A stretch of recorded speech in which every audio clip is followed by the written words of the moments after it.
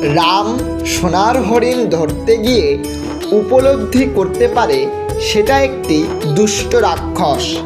সেখানে লক্ষ্মণের উপস্থিতি দেখে রাম ভীতগ্রস্ত হয়ে পড়ে।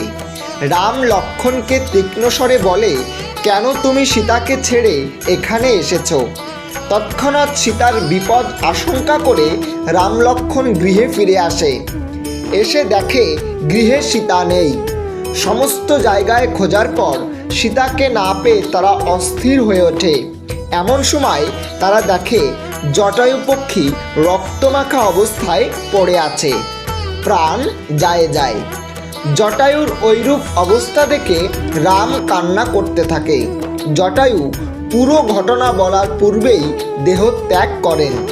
জটায়ুর ঐরূপ মৃত্যুতে রাম লক্ষ্মণ তাহাদের পিতার মৃত্যুর সমান কষ্ট পেয়েছিলেন।